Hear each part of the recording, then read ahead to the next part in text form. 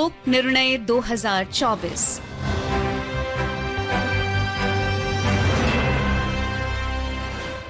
Welcome listeners to our ongoing series on elections, Lok Nirnaya 2024. In this program, we bring you election-related developments, various updates and analysis of general and assembly elections 2024. I am Kaushik Rai with my co-anchor Vishal Sharma. नमस्कार, आप सुन रहे हैं कार्यक्रम लोक प्रसारक के साथ लोक निर्णय 2024। इस कार्यक्रम में हम चुनाव से जुड़े समाचार तो आप तक लाएंगे ही, साथ ही उन समाचारों पर स्टूडियो में आमंत्रित अपने विशेषज्ञ के साथ चर्चा भी करेंगे। इसके अलावा अपने क्षेत्रीय संवाददाताओं के पास भी जाएंगे और जानेंगे वहाँ क्या चुनाव तैयारियां हैं, किस तरीके का चुनावी माहौल है। आज स्टूडियो में आमंत्रित हैं राजनीतिक विश्लेषक doctor A Suryaprakash. Doctor A Suryaprakash, कार्यक्रम में आपका स्वागत। Thank you. The headlines. Senior BJP leader and Prime Minister Narendra Modi addresses rally in Balaghat, Madhya Pradesh and in Pilibhit, Uttar Pradesh. Mahavikas Aghadi announces seat sharing deal in Maharashtra. Election Commission issues notice to Congress leader Randeep Singh Surjewala for undignified remarks against Hema Malini. वरिष्ठ भाजपा नेता और प्रधानमंत्री नरेंद्र मोदी ने मध्य प्रदेश के बालाघाट और उत्तर प्रदेश के पीलीभीत में rally को संबोधित किया। महाराष्ट्र में सीट बंटवारे पर महाविकास अघाड़ी में बनी सहमति और निर्वाचन आयोग ने हेमा मालिनी पर अशोभनीय टिप्पणी के लिए कांग्रेस नेता रणदीप सिंह सुरजेवाला को जारी किया notice. Senior BJP leader and Prime Minister Narendra Modi has said that this election of 2024 is a very important election for the 21st century India. Mr. Modi was addressing a gathering in Balaghat, Madhya Pradesh today. He said that this is not just an election but a mission to build a new India. Mr. Modi said that the BJP government is following the mantra of Sabka Sath, Sabka Vikas and is giving priority to every city and village of the country. इससे पहले श्री मोदी ने उत्तर प्रदेश के पीलीभीत में एक चुनाव rally में कहा कि भारत ने दिखा दिया है कि उसके लिए कुछ भी हासिल करना असंभव नहीं है। आज इस प्रेरणा और ऊर्जा के साथ उनकी सरकार भारत को विकसित राष्ट्र बनाने के लिए काम कर रही है। Senior Bharatiya Janata Party leader and Union Home Minister Amit Shah today said that Assam and other northeastern states developed during the last 10 years like never before. He was addressing a public meeting at Chukuli Boria in Lakhimpur Lok Sabha constituency in Assam. He slammed Congress for negligence and insensitivity towards Assam during their government. Mr. Amit Shah said that today the northeast has emerged as India's success story. He informed that several peace agreements have been signed in the last 10 years during the leadership of the Prime Minister, and more than 9,500 insurgents have surrendered and joined the mainstream of the society. Due to the improved security situation, the Armed Forces Special Powers Act AFSPA has been withdrawn from 80% of the Northeast, added the minister. Lakhimpur parliamentary constituency is held by the BJP with incumbent MP Pradhan Barua seeking a third successive term. He is pitted against Congress candidate Uday Shankar Hazarika. Maharashtra में महाविकास अघाड़ी ने लोकसभा चुनाव के लिए seat बंटवारे की घोषणा कर दी है। मुंबई में एक जनसभा में राष्ट्रवादी कांग्रेस पार्टी प्रमुख शरद पवार, शिवसेना के नेता उद्धव ठाकरे और प्रदेश कांग्रेस अध्यक्ष नाना पटोले ने राज्य की 48 संसदीय सीटों के लिए बंटवारे की घोषणा की। शिवसेना 21, कांग्रेस 17 और राष्ट्रवादी कांग्रेस पार्टी 10 सीटों पर चुनाव लड़ेगी। The Election Commission of India has issued notice to Congress leader Randeep Singh Surjewala for his undignified remarks against BJP leader Hema Malini. Mr. Surjewala has been asked to submit his reply by 5 p.m. of the 11th of this month. The commission termed Mr. Surjewala's comments as undignified, vulgar and uncivilized, saying that it caused great insult to Hema Malini and the dignity of women legislators. Lok Sabha चुनाव से पहले केंद्रीय मंत्री और Bharatiya Janata party के पूर्व नेता हरियाणा के चौधरी बीरेंद्र सिंह ने आज नई दिल्ली में वरिष्ठ कांग्रेस नेता मुकुल वासनिक और भूपेंद्र सिंह हुड्डा की उपस्थिति में कांग्रेस पार्टी की सदस्यता ग्रहण की। उनकी पत्नी और पूर्व विधायक प्रेमलता ने भी कांग्रेस की सदस्यता ली। And in the studios to discuss these various news items and other stories, we have with us senior political analyst Dr. A. Surya Prakash. Sir, Thank you for joining us in the studios. And first of all, thank you very much. Senior BJP leader and Prime Minister has today focused his speeches during the rallies at both Balaghat and Pilibhit on the his government's development model. I think this is generally the way he approaches things to energize people and give them confidence. This is not just about elections and politics. It's also about leading a nation and creating the right energy and positivity among 140 crore people as to where this country is headed. I think the Prime Minister is very confident about the achievements of his government over the last 10 years, which have been really substantial in various sectors, from social sector to defense to what have you. So therefore, he is very keen to inject that positivity among the people, and that is what we see in his speeches in Pilibhit and Balaghat. Right, sir. One more thing that I would like to know from you is that India now has got accustomed to this mission mode. Earlier, things used to happen, but the way the development and our growth story, our economy, our defense, our export targets, whether the what we say the fintech, high-end technology, we have made a mark, but all on mission mode. Yeah, this is the major difference I see in the Modi era in our politics, because I have also seen, as we discussed last time, Indira Gandhi's campaigns during 1971 elections, where she was laying foundation stones across various constituencies for various projects where there existed no project report or even budgetary allocations.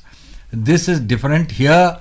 शिलान्यास से उद्घाटन तक, जब शिलान्यास होता है, प्रधानमंत्री, मैं जानता हूँ, वो पूछता है इसका उद्घाटन हम कब करने वाले हैं, 2 साल 3 साल. तो आप देख लीजिए पिछले 10 साल में ये जो भी नया प्रोजेक्ट्स का शिलान्यास हुआ है, उसका उद्घाटन कब हुआ है? 3 साल 4 साल 5 साल. So this is a very major positive development. It sends the right signal to the people.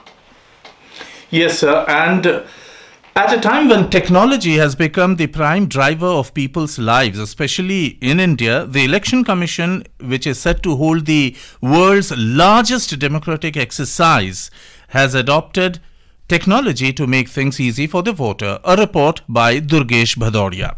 Understanding the candidates is similar to having a map before starting a journey. It guides voters in selecting leaders who share their vision and values. In addition to this, being aware of any past legal troubles or controversies empowers voters to hold candidates accountable. The Election Commission has developed an app called Know Your Candidate or KYC, which tells voter if a candidate has ever been in trouble with the law. It's available on both Android and iPhones and is user-friendly. Voters just need to select the type of election and the name of the area. Then user can see a list of candidates or search for a specific one. The app will show if the candidate has any criminal cases against them, details about the cases and their status. It's a tool for voters to learn more about the people who want to represent them and make better choices when they vote. जी, एक report हमने सुनी अपने संवाददाता की कि किस तरीके से निर्वाचन आयोग मतदाताओं की सुविधा के लिए प्रौद्योगिकी का उपयोग करके उनको और अधिक जानकारी मुहैया करा रहा है, उनके निर्वाचन क्षेत्र के बारे में, उनके उम्मीदवारों के बारे में, उस क्षेत्र से जो खड़े हैं. और अब हम बात करेंगे महाराष्ट्र की. आज एक बड़ी खबर है सूर्य प्रकाश जी. महाराष्ट्र में महाविकास अघाड़ी ने आज सीट बंटवारे की घोषणा कर दी, यानी कि कुल मिलाकर के सहमति बन गई है. जिस तरीके से अभी तक देखा जा रहा था कि INDIA गठबंधन के तहत महाविकास अघाड़ी भी है, और जो INDI गठबंधन में सीटों के बंटवारे को लेकर के काफ़ी खींचतान मची हुई थी. महाराष्ट्र एक प्रमुख राज्य है जहां से 48 सीटें आती हैं, और यहां पर महाविकास अघाड़ी का एक समझौते पर पहुंचना क्या बताता है? It is a very positive development. वो MBA के लिए ये बहुत अच्छा एक खबर है आज जो इन लोगों ने फाइनली ये जो फैसला इन्होंने किया है. इसमें मुझे लगता है कांग्रेस थोड़ा बहुत यील्ड करना पड़ा है, क्योंकि सुबह वो सब खबर चल रही थी, ये भिवंडी है, मुंबई साउथ सेंट्रल है, सांगली है, जहां ये डिमांड था कि कांग्रेस उस सीट्स को दूसरे अन्य पार्टियों को छोड़ने के लिए। तो आखिर में क्या हुआ है मुझे मालूम नहीं, लेकिन फैसला तो हो गया है। ये इंडी अलायंस के लिए बहुत अच्छा खबर है। दूसरी बात, ये इंडी अलायंस 5, 6, 7 राज्यों में लगता है थोड़ा उनका फिटिंग हो गया है। 28 राज्यों में 5-6 राज्य में कुछ हुआ है। So that is a positive thing for Maharashtra में मान के चलें कि मुकाबला जोरदार होने जा रहा है। जरूर। And now we have the constituency profile of Nevada in Bihar. In Nevada parliamentary constituency, more than 17 lakh electorates will decide the political fate of 8 candidates who are in the fray. The main contest is expected between NDA and opposition Grand Alliance. In the 17th Lok Sabha, the seat was won by Lok Janshakti Party candidate Chandan Singh, who defeated RJD candidate Vibha Devi. This time, the BJP has kept this seat for its candidate in a seat-sharing agreement among the members of NDA. Vivek Thakur of BJP is contesting for the first time from Nevada seat, while from Grand Alliance, RJD has also pitted a first-timer Shravan Kushwaha from this seat. RJD rebel Binod Yadav and Bhojpuri singer Gunjan Singh are also prominent candidates who are trying to make the contest multi-corner. Nevada shares a boundary with neighboring state Jharkhand. Rajouri and Govindpur Assembly constituency under this parliamentary seat are Naxal affected. Most of the area of this constituency is underdeveloped. Areas like Mescaur are facing perennial water crisis, unemployment, illegal mining, underdevelopment and lack of industrialization are main political issues of this Lok Sabha segment. That was our correspondent Dharmendra Kumar Rai, who filed this report about the Nevada constituency. Sir, Nevada, as our correspondent said, has developmental issues, and this time both the leading candidates, Vivek Thakur of the BJP and Shravan Kushwaha from the Rashtriya Janata Dal, are going to take on each other, and both, it seems, are first-timers. Yeah, but I think if you look at the electoral history of Nevada constituency, it's a reserved constituency.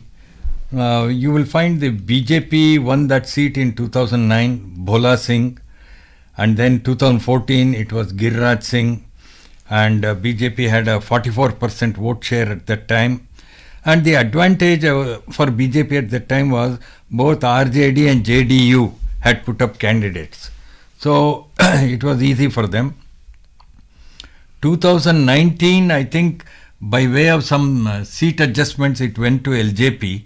LJP candidate had got 53% of the vote and RJD was 37%.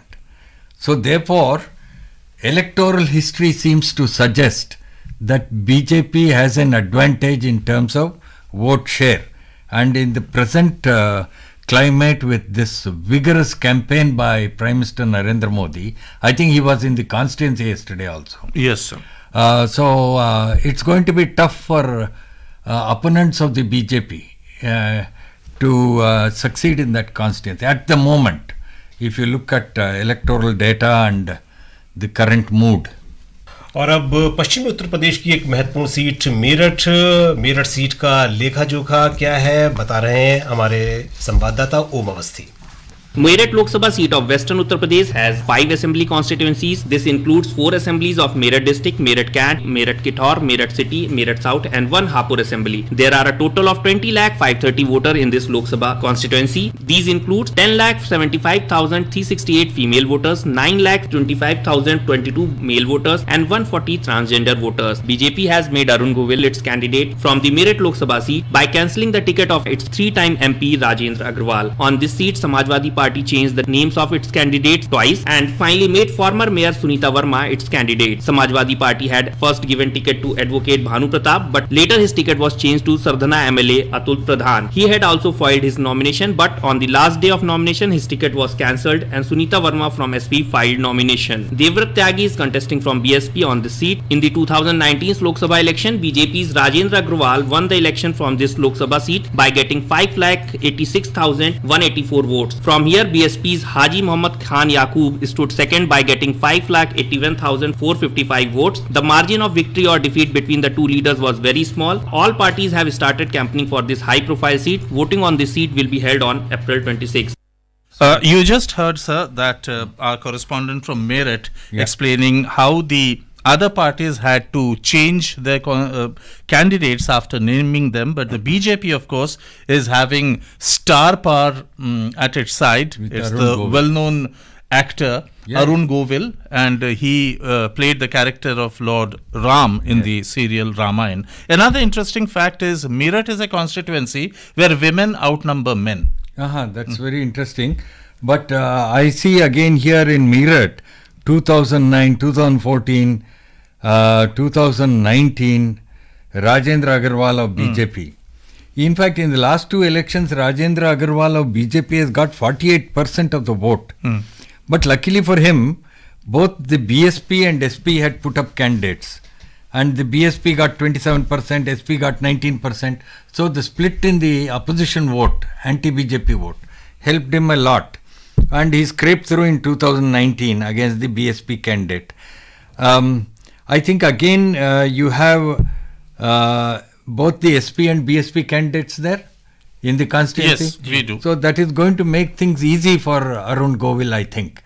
If there was a combination, one single united candidate against him, then it would have been a sort of tough fight.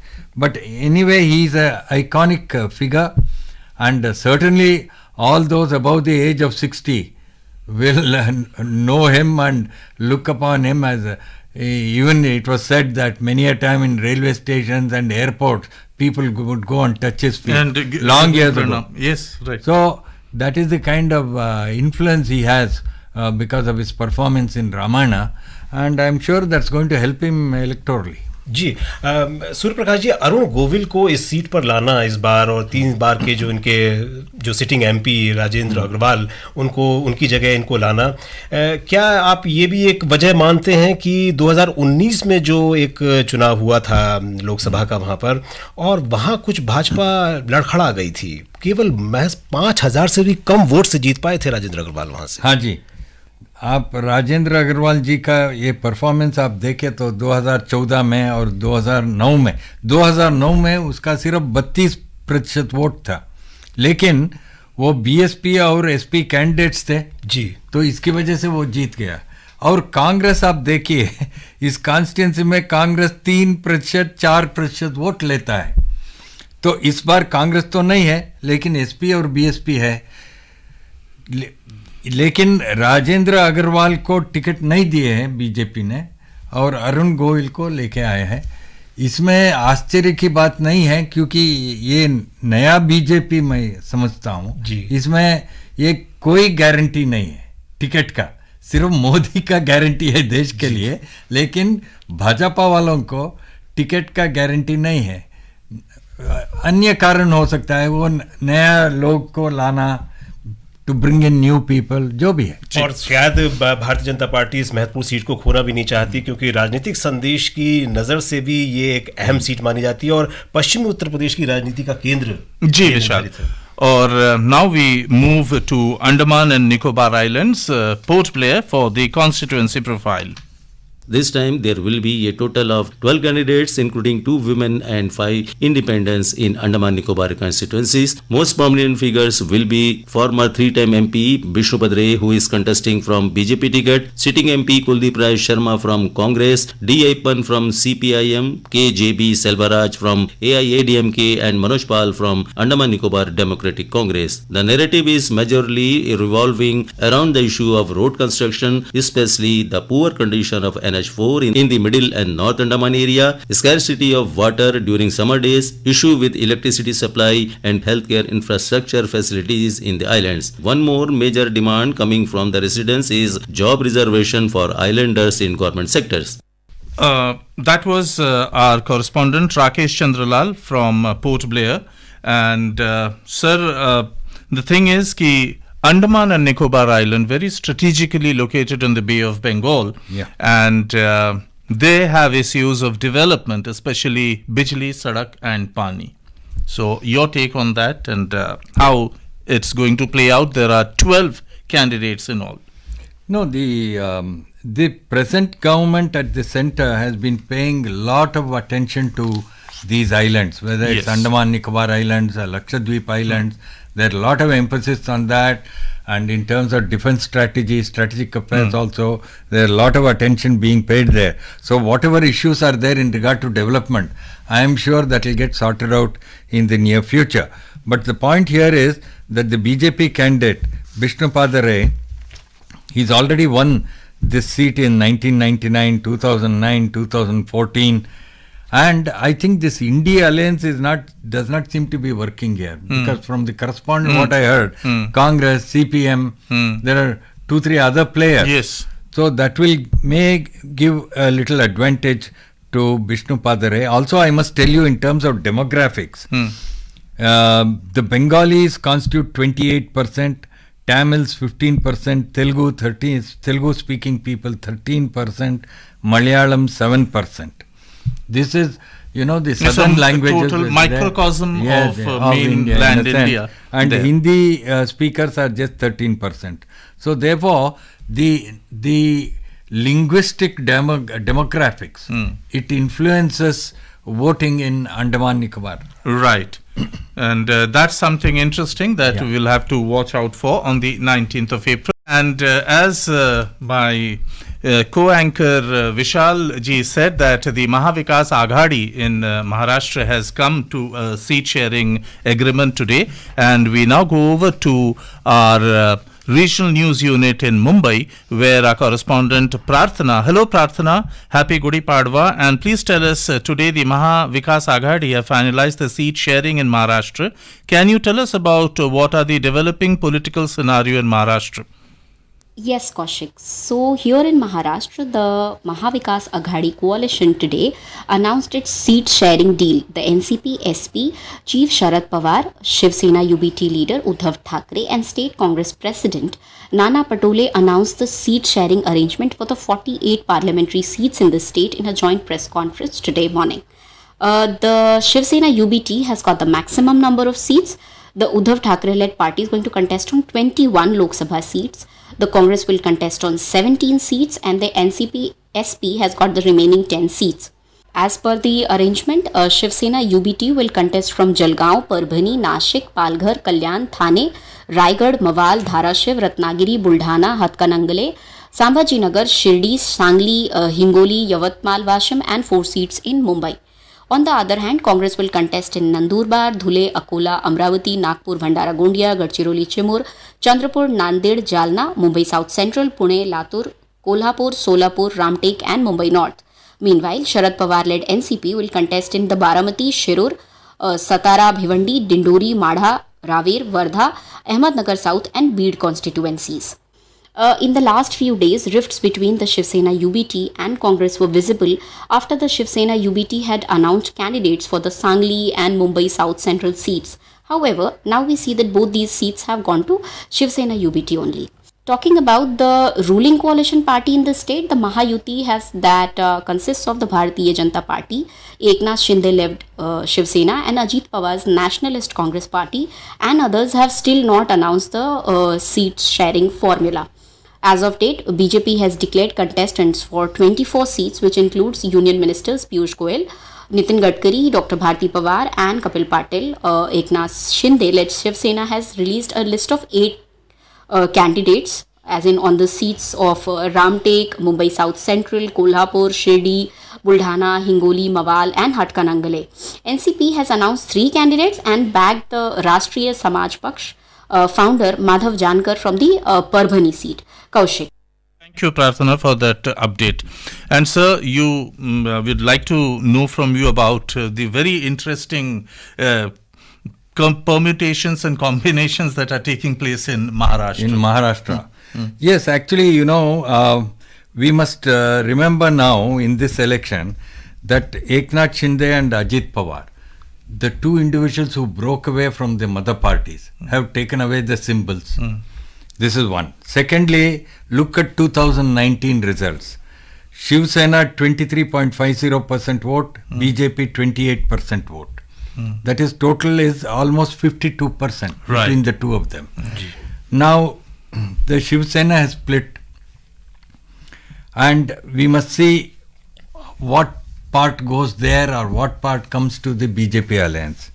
As far as Congress NCP are concerned, they got about 33% of the vote in 2019. So the difference is pretty huge in terms of the performance of these parties in the last Lok Sabha.